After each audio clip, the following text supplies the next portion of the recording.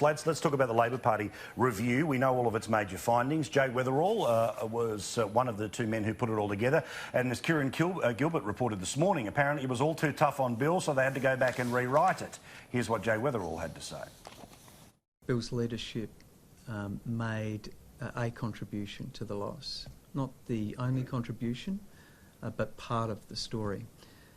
We arrived at that view based on evidence, and obviously there are lots of different perspectives that have been put to us, but we have remained steadfast in that view. We think it would have been wrong for us to place all of the blame on Bill Shorten's leadership. We think that would have been a wrong analysis and not based on the evidence.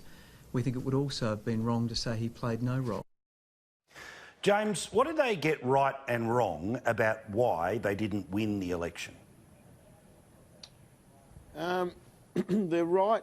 I think that Bill was unpopular. There's no question about that. And it, you know, every piece of data that you could point to back that up.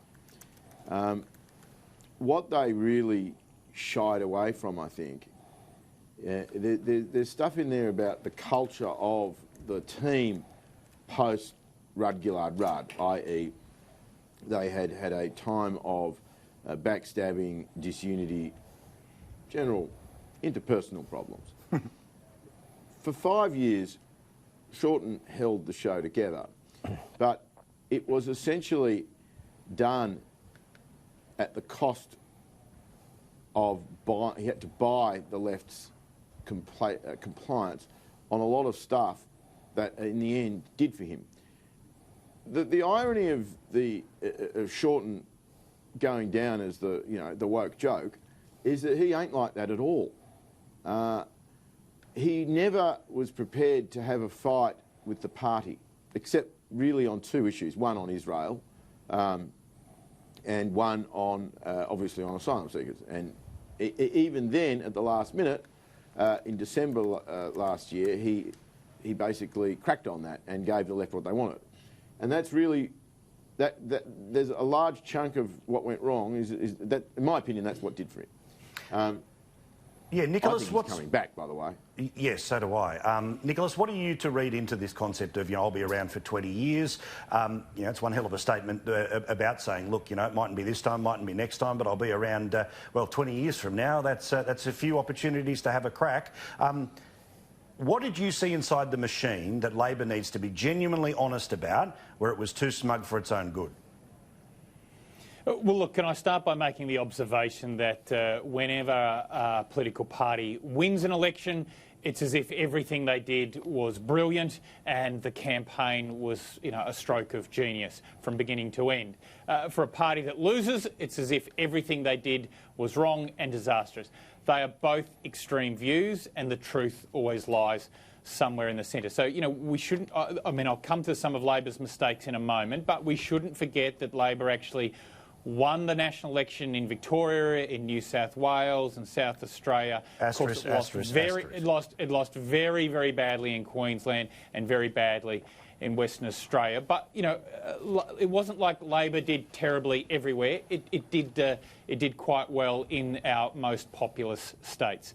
Having said all that, clearly there were some mistakes that were made. Look, Shorten becomes a lot of the focus. I think Shorten's leadership was a factor, but only one amongst many.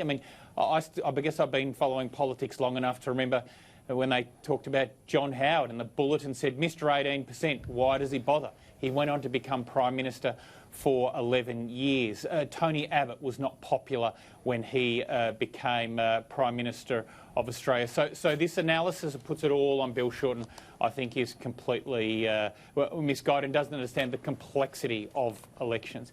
In terms of what I think Labor got wrong, I do agree with the analysis in the report today that says that their campaign was just too cluttered. They were trying, they had too many promises running in too many directions, and their promises to try and fund some of those promises, so things like franking credits, some of the housing tax changes were very simply and cleverly, I should say, branded by the government as, you know, a retirees tax or a tax on your home, and that obviously caused Labor a lot of harm. And look, I think also tactically Labor Party made mistakes. They never calibrated their strategy in the way they should have after Scott Morrison became leader, and there was obviously some major changes that should have been made in the way they executed the campaign, as well around social media and some of their campaign messages, and yeah, I think they fell short significantly there as well. All right, now just finally for you on this, Rex, because I'll get to the Prime Minister and drought in a second, and I want you all to respond to what he's had to say, especially that water stuff in South Australia.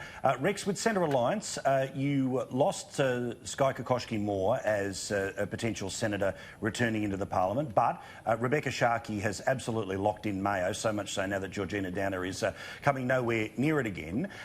What did you learn about your party at this last election, considering that yourself and Sterling Griff are up in 3 years' time? Well, one of the things we learnt was that we didn't have a strong brand. We'd changed from the Nick Xenophon team to Centre Alliance, and we weren't well known, handing out how to vote cards. You know, very few people actually knew too much about us, and indeed that's part of the problem, being a small party that doesn't accept large donations. There was you know, $100 million or more spent on the election campaign.